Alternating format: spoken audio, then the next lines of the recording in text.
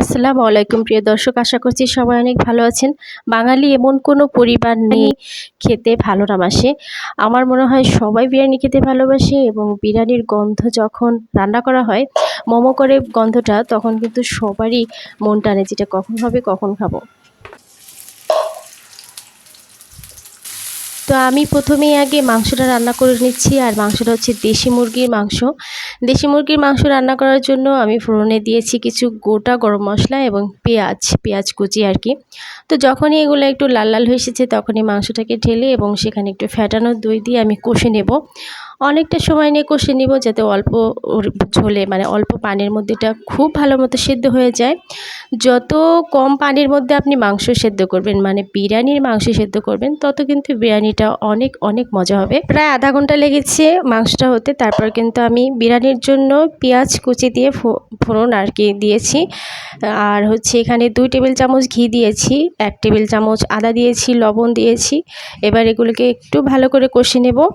যতক্ষণ না খুব ভালো মতো কষে আসছে, ততক্ষণ একটু নাড়াচাড়া করতে থাকবে। এবং আমার মনে হলো যে আর একটু আদা প্রয়োজন, তাই দিয়ে দিলাম। ধুয়ে রাখা চাল, মানে পানি ছড়ানো চালটাকে এবার দিয়ে দিচ্ছি। আর খুব সাবধানতার সাহায্যে দিতে হবে, যাতে গায়ে ছিটকে না আসে। আর এবার খুব ভালো মতো নেড়ে চেড়ে এটাকে ভেজে নেব। তার আগে আমি একটু জয়িত্রী দিয়েছি। জয়িত্রীর সেন্টটা কিন্তু বিরিয়ানির জন্য খুব ভালো আসে এবং গোলাপ জলটাও ভালো আসে। তবে আমার বাচ্চারা গোলাপ জলটা খেতে পারে না, তাই জন্য আমি এটা অ্যাভয়েড করেছি। এবং লাস্টে কিন্তু গরম পানি দিয়ে দিচ্ছি সিদ্ধ হওয়ার জন্য। আমার পোলাও চালটা বেশ ভালো ছিল, অল্প পানিতেই সিদ্ধ হবে আমার মনে হয়েছিল, তাই অল্প পানি দিয়ে দিয়েছি। আর আপনার হাতের কাছে যদি বিরিয়ানি মশলা থাকে তাহলে সেটা দিবেন, কারণ বিরিয়ানি মশলার গন্ধ কিন্তু আরও দুর্দান্ত করে এই মশলাটার গন্ধ। যাই হোক, আমার হাতের কাছে ছিল তাই দিলাম, না থাকলে তো নাই। আর ফ্যাটানো দই দিয়ে দিচ্ছি। ফ্যাটানো দইটা দিলে পোলাওয়ের চালটা, মানে বিরিয়ানির চালটা কিন্তু খুবই সফট হয়। এবার মাংসগুলোকে দিয়ে দিব। মুরগির মাংস, দেশি মুরগির মাংস এবং নিজেদের পালিত মুরগির মাংস এটি। আর এখানে লাইটিংটা একটু বেশি হওয়ার কারণে মনে হচ্ছে যে আমি এখানে হলুদ দিয়েছি, আসলে তা না, কোনো রকমের হলুদ ব্যবহার করিনি এবং এটার কালার কিন্তু দুর্দান্ত এসেছে। এই পর্যায়ে কিন্তু আমি মুরগির মাংসটাকে দিয়ে দিলাম এবং আস্তে আস্তে নেড়ে দেব, যাতে নিচের যে পোলাওটা রয়েছে সেগুলো উপরে চলে আসে। এবং কিছু কাঁচামরিচ দিয়ে দেবো, আমার ফেভারিট।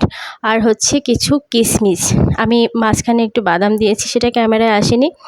তারপর এবার ঢাকনা দিয়ে ঢেকে দেব 10 মিনিটের জন্য, দমে রেখে দেব। এবং 10 মিনিট পর যা সুগন্ধ বেরিয়েছে বন্ধুগণ, কিছু বলার নাই, এত সুন্দর গন্ধ বেরিয়েছে এবং এটা মানে কখন খাবো এরকম একটা অবস্থা।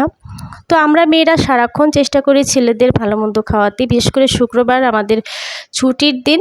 শুক্রবারের দিন মানে আমরা মেয়েদের কাছে ছেলেরা কিন্তু ভীষণ স্পেশাল কিছু রান্না খেতে চায়। আমরা চেষ্টা করি সব সময় তাদের পছন্দের খাবারগুলো ছুটির দিনে যাতে একসাথে বসে খাওয়া যায়, সেই রকম করে রান্না করে দিতে। তো কেমন লাগলো অবশ্যই কমেন্টস করে জানাবেন। ভালো লাগলে আমার চ্যানেলটিকে সাবস্ক্রাইব করে দিন অথবা আমার পেজটিকে ফলো করে দিন। সবার সুস্বাস্থ্য কামনা করছি এবং আজকে এই পর্যন্তই। সবাইকে আল্লাহ হাফেজ।